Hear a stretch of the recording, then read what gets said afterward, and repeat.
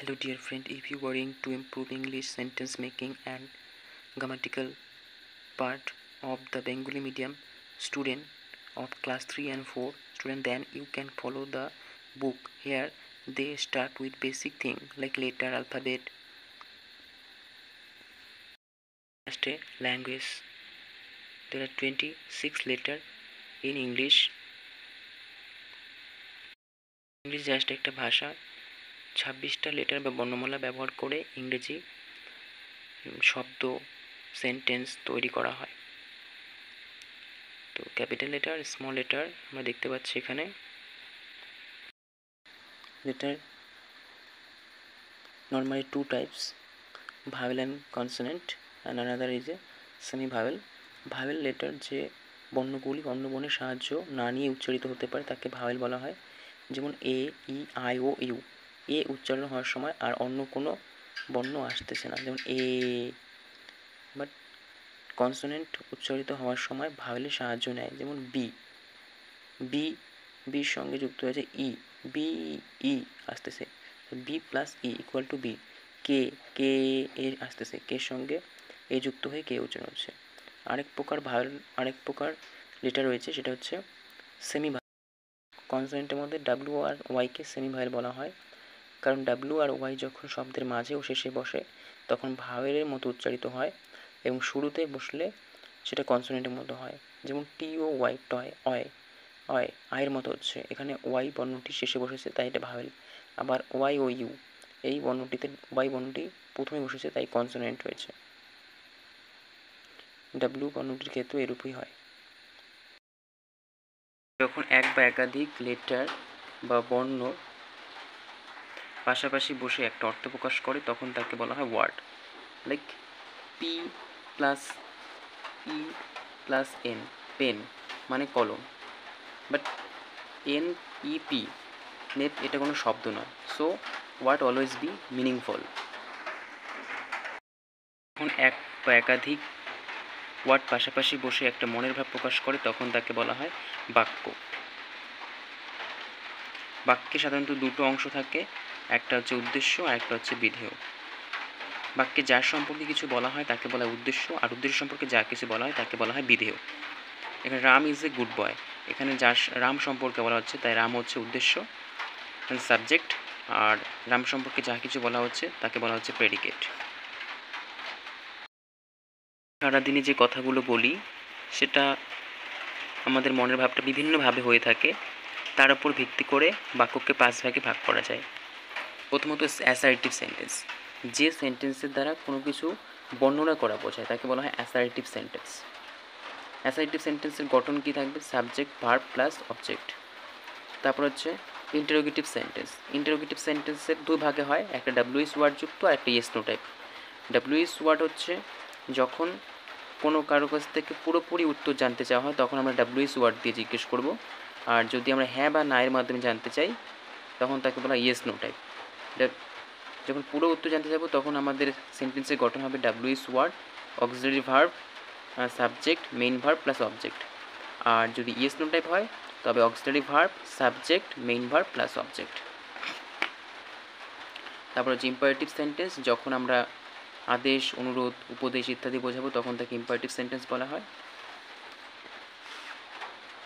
Operative sentence, কোনো কিছু প্রার্থনা করা, ইচ্ছা প্রকাশ করা অপারেটিভ সেন্টেন্স হয়।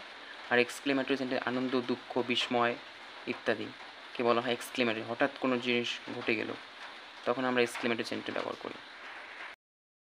বাক্যে ব্যবহৃত শব্দগুলিকেই পদ বলা হয়, তবে কোনো পদ দ্বারা কী বোঝাচ্ছে তার গোষ্ঠীটাই হচ্ছে পার্ট অফ স্পিচ। যেমন পার্ট অফ স্পিচটা হচ্ছে 8 প্রকারের হয়। নাউন, প্রথমত নাউন, যে শব্দ দ্বারা কোনো কিছু ব্যক্তি বস্তুর নাম বোঝায় তাকে বোঝায় নাউন।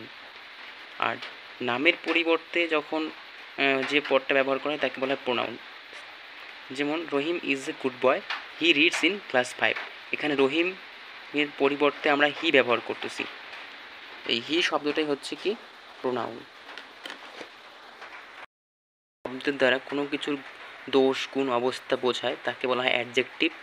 যেমন good, poor, beautiful, rich, bad এগুলোকে বলা হয় অ্যাডজেক্টিভ। যেমন Ram is a good boy, এখানে গুড সম্পর্কটা, গুড শব্দটি দিয়ে রামের গুণ বোঝানো হচ্ছে, তাই এটা হচ্ছে একটা অ্যাডজেক্টিভ। তারপর হচ্ছে ভার্ব, যে ওয়ার্ড বা শব্দটা কোনো কিছু হওয়া, থাকা, খাওয়া, ঘটা ইত্যাদি বোঝায় তাকে বলা হচ্ছে ভার্ব।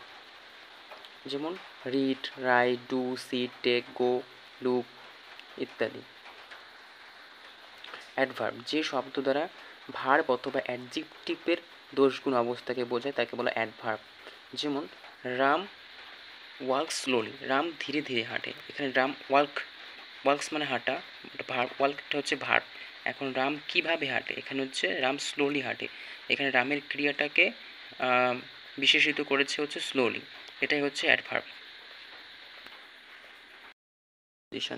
যে ওয়ার্ড বা শব্দ নাউন বা প্রোনাউনের পূর্বে বসে অন্য শব্দের সঙ্গে সম্পর্ক স্থাপন করে বাক্যের, তাকে বলা হচ্ছে প্রিপোজিশন। যেমন the book is on the table, এখানে বইটি, দ্য বুক একটা হচ্ছে নাউন আর টেবিল হচ্ছে একটা নাউন। সো এখানে বইয়ের সঙ্গে টেবিলের সম্পর্কটা যা বোঝাচ্ছে সেটা হচ্ছে অন, তাহলে বইটা টেবিলের কোথায় রাখা আছে, তাহলে হচ্ছে বইটা টেবিলের ওপরে রাখা আছে, এই অন শব্দটি দিয়ে বোঝা যাচ্ছে। সেরকম আছে at, in, into, between, among, for, to, with, by. Conjunction, যে শব্দ দ্বারা এক বা একাধিক শব্দকে যুক্ত করা হয় তাকে বলা হয় কনজাংশন। বলে যেমন he is poor but he is honest, সে হয় দরিদ্র কিন্তু সৎ। Gita and Sita did the work, Gita and Sita কাজটি করেছিল, এখানে বাট অ্যান্ড কনজাংশন হিসাবে কাজ করেছে। যে শব্দ বা ওয়ার্ড মানুষের মনের আবেগ যথা আনন্দ, দুঃখ, কষ্ট, ভয় ইত্যাদিকে প্রকাশ করে তাকে ইন্টারজেকশন বলা হয়। যেমন হুররা আনন্দসূচক, ফাই মানে ঘৃণাসূচক, অ্যালাস মানে দুঃখসূচক।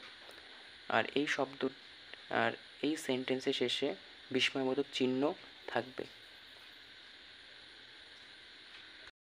গুরুত্বপূর্ণ বিষয় হচ্ছে আর্টিকেল। আর্টিকেল বলতে এখানে এ অ্যান্ড দা এগুলোকে বোঝানো। অতীতে আর্টিকেলকে আলাদা করে দেখা হতো, বর্তমানে আর্টিকেলকে অ্যাডজেক্টিভ হিসেবে ধরা হয়। আর্টিকেল দুই ধরনের, একটা হচ্ছে ইনডিফিনিট অনির্দিষ্ট, আর একটা definite article. Indefinite article a আর হচ্ছে অ্যান, আর ডেফিনিট আর্টিকেল হচ্ছে দা। এ কখন বসে, যখন কোনো কিছু অনির্দিষ্ট করে কাউকে বোঝানো হয় এবং ওয়ার্ডটি কনসোনেন্ট দিয়ে শুরু হয় তার আগে এ বসে, আর যদি ওয়ার্ডটি অনির্দিষ্ট থাকে এবং ওয়ার্ডটি ভাওয়েল দিয়ে শুরু হয় তার আগে অ্যান বসে। তবে ব্যতিক্রমও কিছু রয়েছে।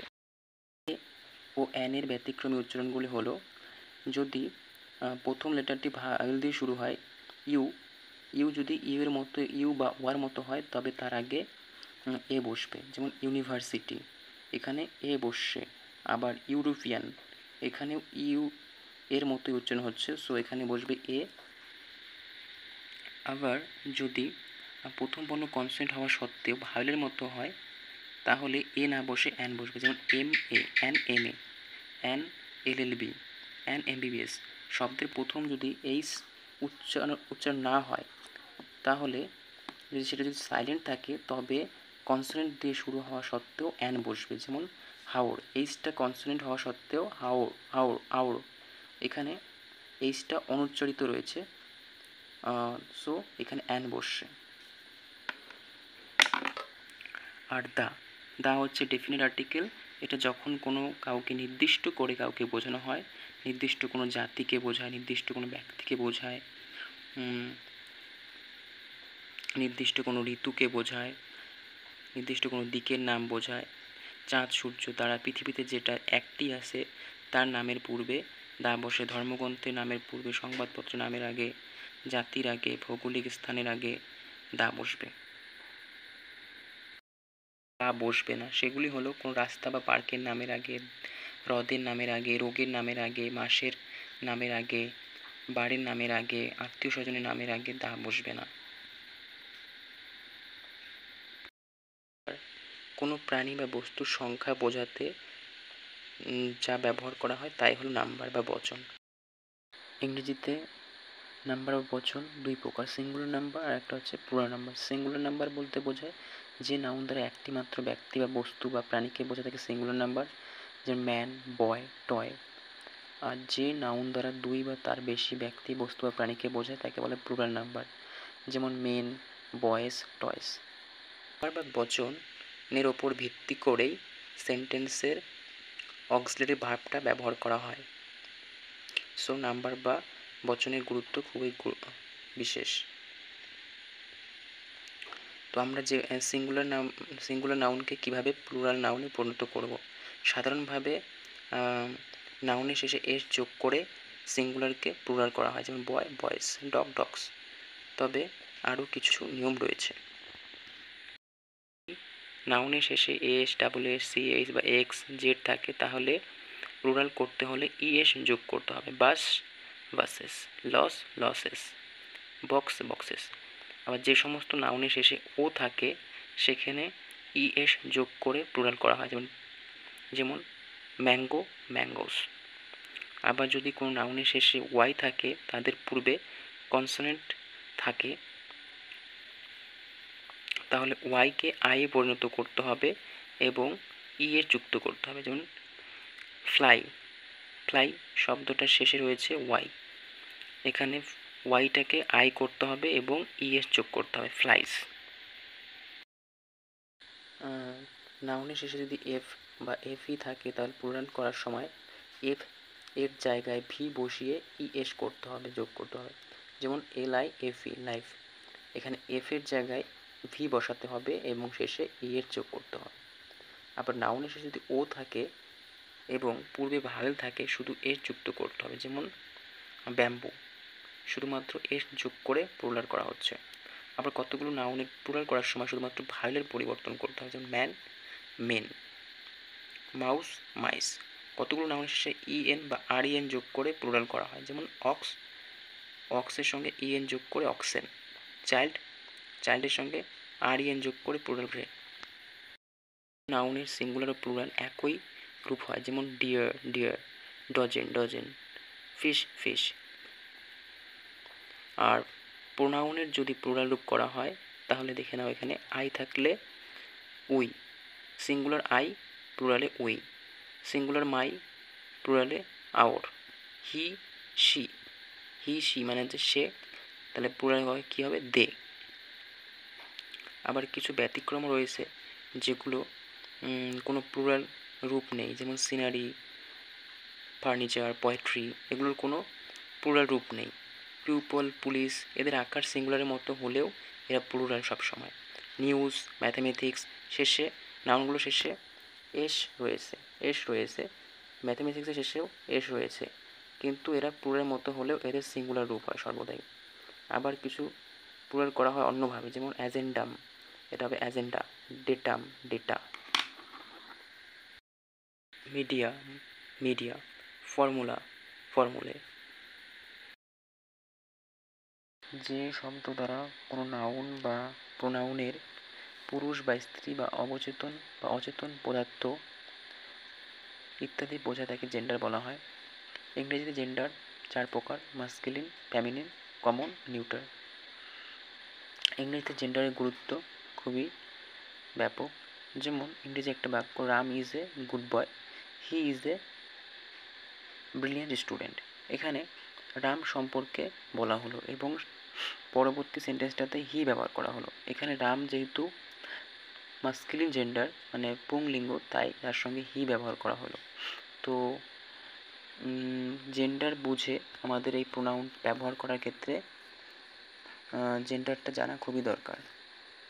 মাস্কুলিন মানে যে নাউন দ্বারা কোনো পুরুষ জাতিকে বোঝায় তাকে মাস্কুলিন জেন্ডার, আর যে নাউন দ্বারা স্ত্রী জাতিকে বোঝায় তাকে ফেমিনিন জেন্ডার। কমন জেন্ডার স্ত্রী পুরুষ উভয়কেই বোঝায়, আর নিউট্রাল জেন্ডার হচ্ছে কোনো জড় পদার্থকে বোঝায়। Masculine gender father, feminine gender mother, son, daughter, brother, sister. Girl, god, goddess, grandfather, grandmother. Masculine, feminine, he, she, his, her. আবার কতগুলো নাউন আছে যারা সবসময় ফেমিনিন, মানে যেমন নার্স। আবার কতগুলো নাউন আছে সবসময় নারী সুলভ আচরণ করে, যেমন আর্থ, মুন, এগুলোকে ফ্যামিলিন বলা হয়। আবার কিছু কিছু নাউন আছে যারা পুরুষসূচক, যেমন সান, টাইম, মাস্কুলিন জেন্ডার বলা হয়।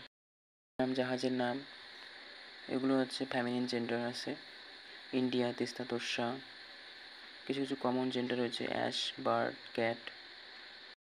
এতে পার্সন শব্দটি বাংলা অর্থ হলো পুরুষ। ইংরেজিতে পার্সন 3 প্রকার: ফার্স্ট পার্সন, সেকেন্ড পার্সন আর থার্ড পার্সন।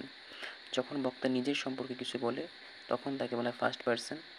আর সেকেন্ড পার্সন বক্তা যার সঙ্গে কথা বলে তাকে বলা হয় সেকেন্ড পার্সন, ইউ, ইয়োর। আর থার্ড পার্সন বক্তা যখন অন্য কোনো ব্যক্তির সম্পর্কে কথা বলে যে তার সামনে উপস্থিত নেই তখন তাকে বলে থার্ড পার্সন। ফার্স্ট পার্সন হচ্ছে singular number I, me, my, প্লুরালে হচ্ছে উই, আস, আর, আওর। সেকেন্ড পার্সন হচ্ছে ইউ, ইউ, প্লুরালে হচ্ছে you, your, yours. Third person হচ্ছে সিঙ্গুলার নাম্বার হচ্ছে he, she, it, is, his, her. এটা প্লুরাল করলে হবে they, them, their. Third person singular নাম্বারের ক্ষেত্রে প্রেজেন্ট টেন্সে ভার্বের সঙ্গে এস বা ইয়ের যোগ করতে হয়। টু বি ভার্ব ইংরেজিতে প্রেজেন্ট অ্যান্ড পাস্ট টেন্সের ক্ষেত্রে টু বি ভার্ব হচ্ছে প্রেজেন্ট টেন্সে অ্যাম, ইজ, আর, ফার্স্ট টেন্সে হচ্ছে ওয়াজ, ওয়্যার। এখন পার্সন অনুযায়ী ভ্যারি করে যে অ্যাম, ইজ, আর কখন বসবে। ফার্স্ট পার্সন সিঙ্গুলার নাম্বারের ক্ষেত্রে অ্যাম এবং থার্ড পার্সন সিঙ্গুলার নাম্বারের ক্ষেত্রে ইজ, বাকি সব ক্ষেত্রে আর বসবে। সেরকমভাবে পাস্ট টেন্সে ফার্স্ট পার্সন সিঙ্গুলার নাম্বারের ক্ষেত্রে হচ্ছে ওয়াজ এবং থার্ড পার্সন সিঙ্গুলার নাম্বারের ক্ষেত্রে ওয়াজ, বাকি সব ক্ষেত্রে ওয়্যার। ভার্ব, হ্যাভ ভার্ব হচ্ছে ক্রিয়ার হ্যাভ ক্রিয়াটির বর্তমানকালের দুটি আকার আছে, have and has. Third person singular নাম্বারের ক্ষেত্রে শুধুমাত্র হ্যাজ, বাকি সব ক্ষেত্রে হ্যাভ। আর অতীতের রূপটি যেটা আছে হ্যাড মানে ছিল, সেটা সব ক্ষেত্রেই হবে।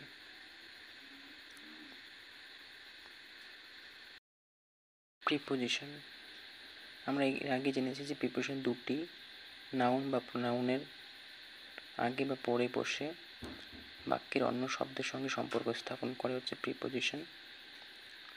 এখন অ্যাট, ইন। অ্যাট ছোট জায়গার পূর্বে অ্যাট বসে এবং বড় জায়গার পূর্বে ইন বসে, আবার সময়ের পূর্বে অ্যাট এবং সালের পূর্বে ইন বসে। হি লিভস অ্যাট মেকলিগঞ্জ, ছোট্ট জায়গার আগে। এবার রাম লিভস ইন কলকাতা, বড় জায়গার আগে। He get up at 6 o'clock in the morning, সে সকালে উঠে। Rana was born in 1974।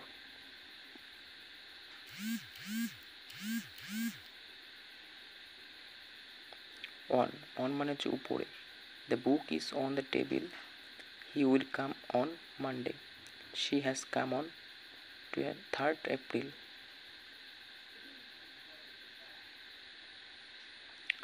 On মানে উপরে, the book is on the table, বইটি টেবিলের উপরে। টু এর ব্যবহার, দিকে প্রতি বোঝাতে টু বসাবে। Ram goes to market, Ram বাজারের দিকে যাচ্ছে। রাম স্কুলের দিকে যাচ্ছে। To they go to school, তারা বিদ্যালয়ের দিকে যায়। সিন্স অ্যান্ড ফর, নির্দিষ্ট সময়, বার, বছর, মাস বোঝালে সিন্স বসে এবং কিছু সময় ধরে বোঝালে ফর বসে। Bimal has been ill since Monday, Bimal সোমবার থেকে অসুস্থ।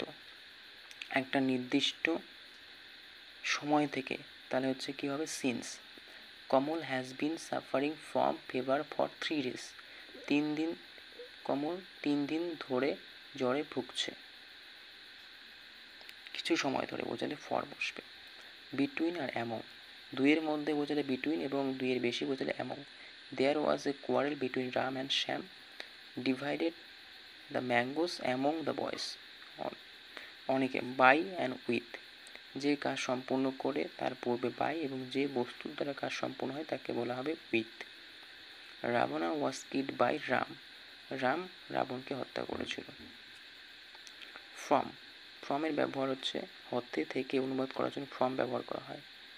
হি কামস ফ্রম স্কুল, সে বিদ্যালয় থেকে আসতেছে। থেকে, ফ্রম মানে থেকে। ফর মানে জন্য বা নিমিত্ত, I kept the book for you, আমি তোমার জন্য বইটি রেখেছিলাম। ইন অ্যান্ড আফটার, ভবিষ্যৎকাল ইন এবং অতীতকাল after. He will go in a week, সে এক সপ্তাহের মধ্যে যাবে। He went to Kolkata after a week. Beside মানে পাশে, আর বিসাইড মানে ছাড়াও। Kamal sat beside me, beside books I gave her him money, বই ছাড়াও আমি তাকে টাকা দিয়েছিলাম। বিসাইডস মানে ছাড়াও। এর ব্যবহার, ভবিষ্যৎকালে ফার্স্ট পার্সন এর সঙ্গে শ্যাল এবং সেকেন্ড ও থার্ড পার্সনের সঙ্গে উইল বসবে। শ্যাল মানে বা উইল মানে হচ্ছে হব, তবে ইচ্ছা বা প্রতিজ্ঞা বোঝালে ফার্স্ট পার্সনের শেষে উইল বসবে। বক্তার আদেশ বা ইচ্ছা প্রতিজ্ঞা বোঝাতে সেকেন্ড ও থার্ড পার্সনের ক্ষেত্রে শ্যাল বসবে।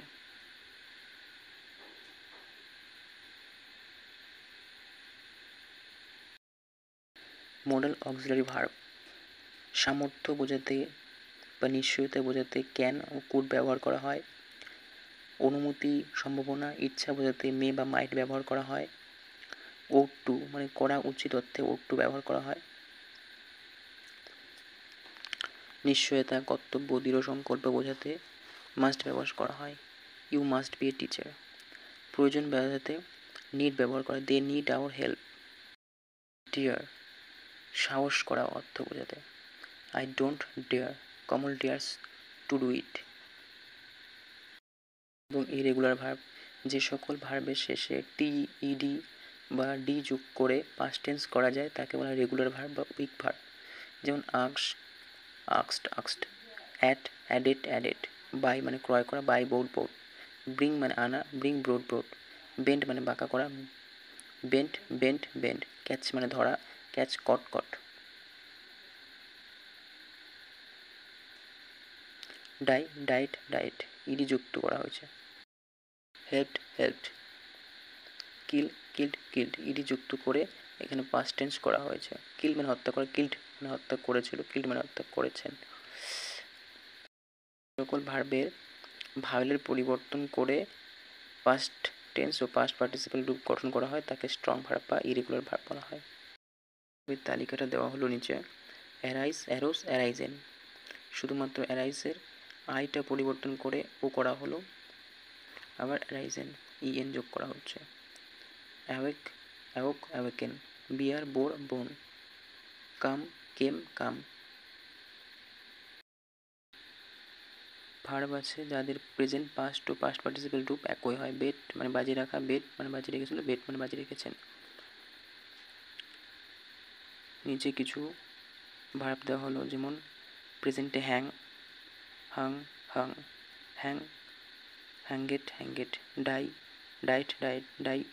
রং করা, ডাইট, ডাইট। দিস অ্যান্ড দ্যাট, নির্দিষ্ট ব্যক্তি বোঝাতে বা বস্তু বোঝাতে দিস ব্যবহার করা হয়, আবার দূরবর্তী কোনো ব্যক্তি বোঝাতে দ্যাট ব্যবহার করা হয়। দিস, এই মানে কাছে বোঝাতে দিস ব্যবহার করা হয়, দ্যাট এই দূরে বোঝাতে। সিঙ্গুলার, দিস এই, প্লুরাল দিস এইগুলি। সিঙ্গুলার দ্যাট মানে এই, প্লুরাল আছে দোস ওইগুলি। এই হয় আমার বই, দিস ইজ মাই বুক মানে কাছে আছে জিনিসটা। এই হয় তোমার বই, দ্যাট ইজ ইউর বুক মানে দূরে আছে যে জিনিসটা বোঝাতে দ্যাট ব্যবহার করা হয়। দিস ইজ এ বার্ড, এই হয় একটি পাখি, দিস আর বার্ড এইগুলি হয় পাখি মানে এইগুলো কাছেই আছে কিন্তু প্লুরালে আছে। শব্দটি অর্থ ইহা, কোনো কোনো সময় ইহা শব্দটি উল্লেখ না থাকলেও বাক্যের প্রথমে ইট বসিয়ে বাক্য শুরু করতে হয়, একে প্রিপারেটরি ইট বা ইন্ট্রোডাক্টরি ইট বলা হয়। যেমন ইট ইজ উইন্টার নাও, এখন শীতকাল। ইন্ট্রোডাক্টরি ইট সাবজেক্ট রূপে ব্যবহৃত হয়। It is he who has done the work, এই সেই ব্যক্তি যে কাজটি করেছিল। ইন্ট্রোডাক্টরি দেয়ার, দেয়ার শব্দটি অর্থ সেখানে, কিন্তু কোনো কোনো সময় সেখানে শব্দটির উল্লেখ না থাকলেও দেয়ার শব্দটি বাক্যে ব্যবহার করা হয়, একে ইন্ট্রোডাক্টরি দেয়ার বলা হয়। প্রেজেন্ট টেন্সের ক্ষেত্রে দেয়ার ইজ, দেয়ার আর একের বেশি বোঝালে।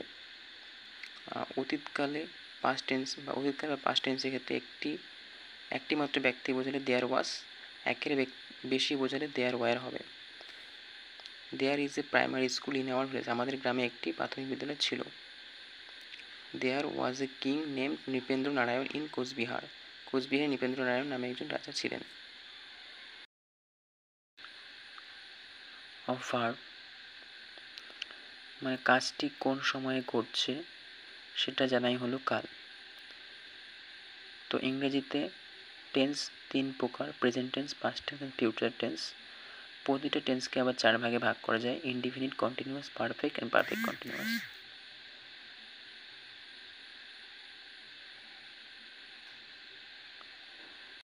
ইনডিফিনিট টেন্স বর্তমানে কোনো কাজ হওয়া বোঝালে বা নিত্য সত্য ঘটনা বোঝালে প্রেজেন্ট ইনডিফিনিট টেন্স।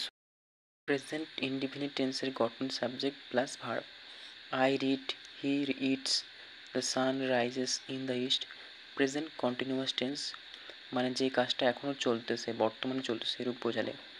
গঠন subject am is are, verb plus ING. I am reading, আমি পড়ছি। Present perfect continuous, present perfect tense সবেমাত্র কাজটি শেষ হয়েছে অথবা প্রেজেন্ট পারফেক্ট টেন্স সবেমাত্র কাজটি শেষ হয়েছে কিন্তু তার ফলাফল এখনও রয়েছে, এরূপ বোঝালে ভার্বের প্রেজেন্ট পারফেক্ট টেন্স হয়। গঠন সাবজেক্ট হ্যাভ হ্যাজ প্লাস ভার্বের পাস্ট পার্টিসিপেল ফর্ম, যেমন আই হ্যাভ ডান, আমি কাজটি করেছি। হি হ্যাজ গান, সে গিয়েছে। এখানে থার্ড পার্সন সিঙ্গুলার নাম্বারের ক্ষেত্রে হ্যাজ, বাকি সব ক্ষেত্রে হ্যাভ হয় এবং ভার্বের থার্ড ফর্ম মানে পাস্ট পার্টিসিপেল ফর্ম, যেমন গো, ওয়েন্ট, গান।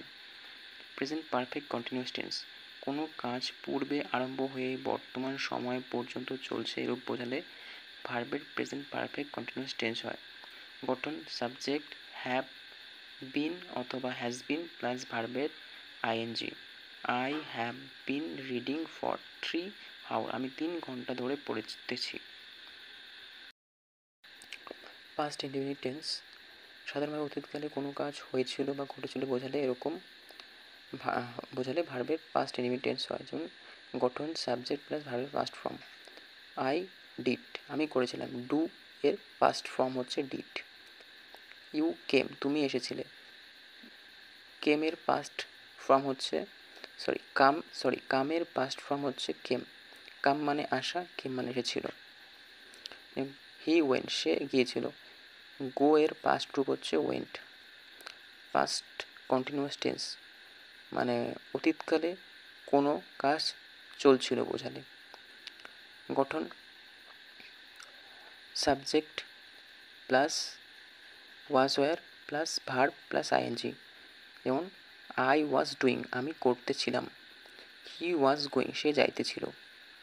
পাস্ট পারফেক্ট টেন্স অতীতকালে দুটো কাজে ঘটলে যে কাজটি আগে ঘটেছিল তার পাস্ট পারফেক্ট টেন্স হয় এবং যে কাজটি পরে ঘটেছিল তার পাস্ট ইনডিফিনিট টেন্স হয়। তো বাক্যের গঠনটা হবে সাবজেক্ট হ্যাড প্লাস ভার্বের পাস্ট পার্টিসিপেল ফর্ম, যেমন শিক্ষক মহাশয় আসার আগেই আমি কাজটি করেছিলাম। I had done the work before the teacher came. ঠিক আছে, যে কাজটি আগে ঘটেছিল, শিক্ষক মহাশয় আসার আগেই আমি কাজটি করেছিলাম, এই কাজটি হলো তাহলে পাস্ট পারফেক্ট টেন্স। আর টিচার আসার আগে, টিচার আসার আগে এটা হয়ে গেল কি পাস্ট টেন্স, আর যে কাজটা আগেই করেছিল সেটা হয়ে গেল পাস্ট পারফেক্ট। অঙ্কটা সে আগেই করেছিল বা কাজটা আগেই করেছিল, তারপরে টিচার এসেছিল।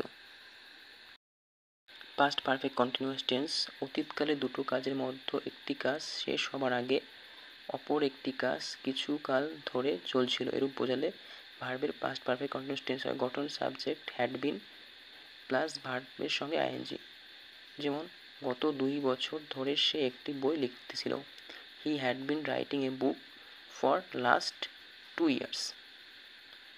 তারপর হচ্ছে ফিউচার টেন্স। ফিউচার টেন্স হচ্ছে ফিউচার ইন্ডিফিনিট ভবিষ্যতে কোনো কাজ করা হবে বোঝালে ফিউচার টেন্স হয়। সাবজেক্ট প্লাস শ্যাল বা উইল এবং মেইন ভার্বের প্রেজেন্ট ফর্ম, যেমন আই শ্যাল গো, আমি যাব। হি উইল কাম, এখানে হচ্ছে হির সঙ্গে উইল কাম ভার্বের প্রেজেন্ট রূপ। ফিউচার কন্টিনিউয়াস, কোনো কাজ ভবিষ্যতে চলতে থাকবে এরূপ বোঝালে ফিউচার কন্টিনিউয়াস। কন্টিনিউয়াস টেন্সের গঠন সাবজেক্ট শ্যাল বি বা উইল বি, মেইন ভার্বের সঙ্গে ING. I shall be doing, আমি করিতে থাকব।